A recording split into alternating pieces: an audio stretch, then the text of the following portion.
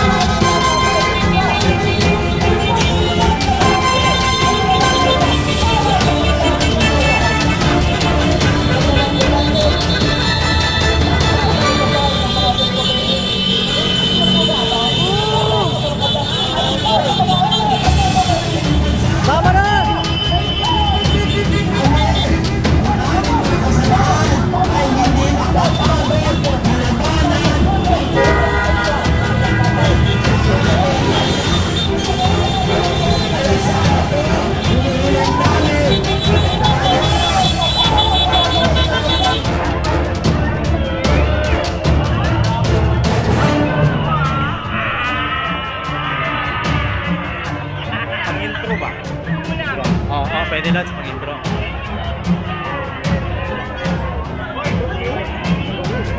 Mas maganda pag-intro yung gambusa. Ano pare?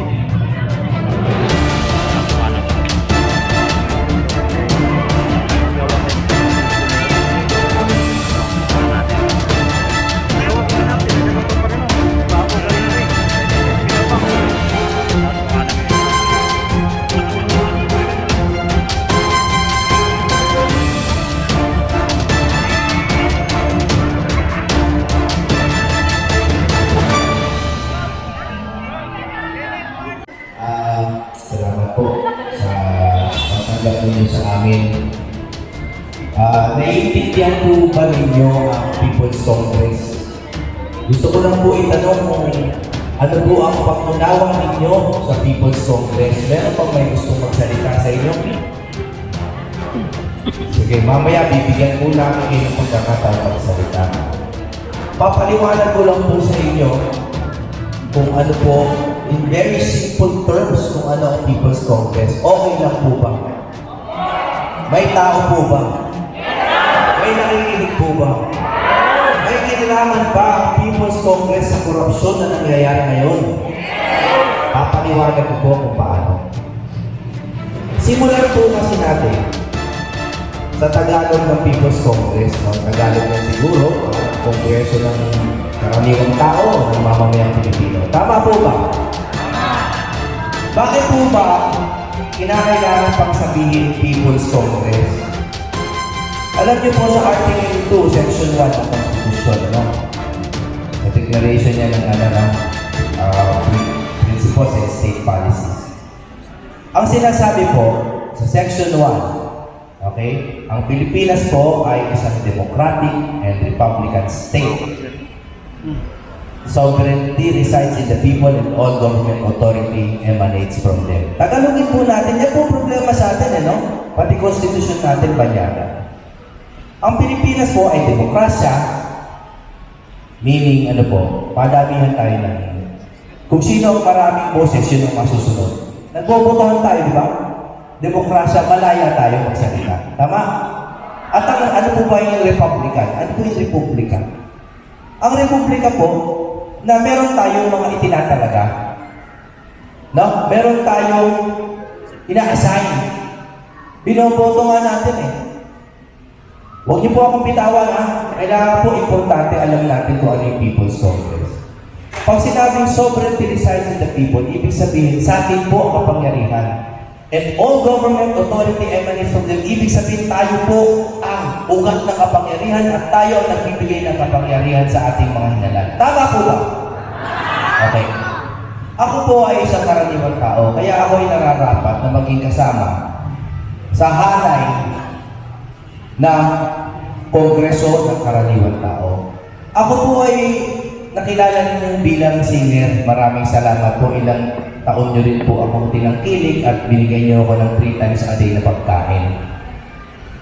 Ako po ay hindi galing sa mayamang pamilya, pero nakapagtapos po ako ng sa maayos na paaralan. Ako po ay nag-singer at ako po ay nag-abogado. Late na, matanda na ako nag-abogado, alang-alang sa mga prinsipyo Duterte.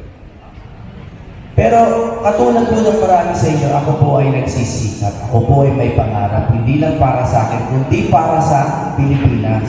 Kasi baka wala po ang panandaliang ginhawa natin ngayon kung hindi po giginhawa ang ating kinabukasan. Pag-usapan natin ngayon kung bakit may People's Congress. Ang haba ng pasakali, naiinip na ba kayo? Okay. Alam niyo po,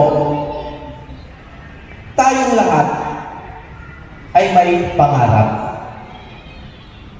Gusto natin mabuhay ng tahimik. Ako po, ayoko po ng Pilipinas na araw-araw ko pong binabantayan yung mga aking itinalaga, yung aking mga inutusan na mamahala sa aking bayan. Gusto niyo po bang magpatuloy pa yung ganitong uri ng Pilipinas na sa bawat paggising nyo, may nagbabangayaw sa social media, pinag-uusapan yung pera at ang mga buwis na inyong pinayad. Araw-araw po natin binabantayan yung mga congressman, mga senador at pati presidente mismo. Araw-araw po natin pinag-aawayan. Yun po ba ang design ng isang democratic and republican state? Hindi po. Kaya po yan nakadesenyo na ganyan para po utusan na natin yung ating liderato para po tayo makapangarap ng maganda para sa sarili natin at sa pamilya natin. Kayo po ba kung may tindahan kayo, may inutos kayo doon na maging tao sa tindahan? Araw-araw, bawat oras, babantayan niyo yung pera kung tama ba yung kinubuhan niya, binibenta niya sa dilata. Tama po ba yun? Eh di sana kayo na lang yung tumayo doon, ba't pa kayo nagbayad ng tao? Tama po ba? So bakit may People's Congress? Eh meron na nga Congress eh. Ba't pa mag-People's Congress? Bakit po? Okay. Ang sagot po dyan, dahil po sa malawakang korupsyon. Tama po ba? Okay. Patapos na ako kaya gusto ko lang yung full attention nyo para po may saysay yung pagpunta natin dito, hindi para nakikiisa lang tayong charot-charot lang nasa covered board. Gusto ko magkaroon ng saysay, malalim po sa puso ninyo kung bakit tayo nandito. Kasi sayang naman ang oras natin. Diba? Sino ba naglalaba kayo sa inyo, Nay? Wala. Sino nagluluto? Wala kasi nandito kayo. Diba? Kaya nga gusto natin ng kongreso maayos para hindi na tayo makapamuhay tayo ng tahimik sana. Pero eto tayo ng People's Congress, may Congress naman. Diba? Okay. Ano ngayon ang kaibahan ng korupsyon ngayon sa dating korupsyon? Nandito na po tayo sa exciting part. Sana nakikinig kayo. Ang korupsyon po ay hindi mawawala because man is corrupt. Tama po ba? We have fallen from grace and we're fighting so hard to get back into the Lord's good arms. Tama po ba? Ang korupsyon po, panahon pa ni Marcos Sr., bago pa yan. Tama? Kaya bawat administrasyon, laban tayo ng laban sa korupsyon. Pero, madalas, hindi natin pinatatalsik ang ating liderato. Bakit? I propose an idea. Kasi po may dalawang uri ng korupsyon. Parehong mali, pero may ordinary, may extraordinary. Tama po ba? Ang korupsyon po dati, may budget na ibababa ang gobyerno. Sa GAA, no? General Appropriations Act. Tama? Yung budget niya pupunta sa mga department. May maglulustay. May magbibigay sa kapamilya. Masakit po yan sa bayan, pero ordinary yan. Kasi po, kahit tayo may binigay na pambili ng suka, yung iba po talaga hindi suka yung binibili kundi droga.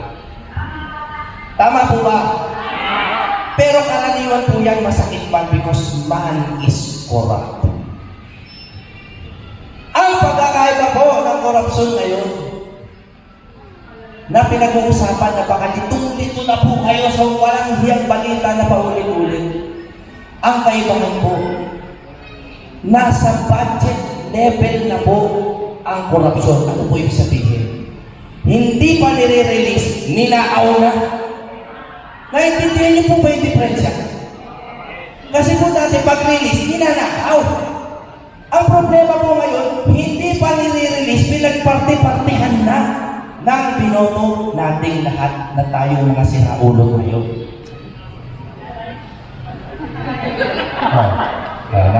Aray daw. Hindi po ako, walang campaign. Hindi po ako tumatakbo. Wala akong makukuha dito. Ako po ay bumoboses para sa inyo. Kami po lahat dito bumoboses. Bakit po? Alam niyo po, hindi kami naniniwala sa ouster. Sa pagpapatanggal ng Pangulo sa mga extra-constitutional means. Kami po ay naniniwala sa konstitusyon. Nung isang araw nag-post po ako, dalawa lang naman ang choice natin eh. Baguhin na natin ang konstitusyon o sundin natin. Wala po sa gitna. Kung babaguhin na natin, pag-usapan na po natin, gumawa na tayo ng paraan. Pero hanggang yan ang konstitusyon na umiiran sa bayan natin, sundin natin. Pag nawala Pangulo, sino susunod? Vice President. Alam niyo po, ito, singit lang mga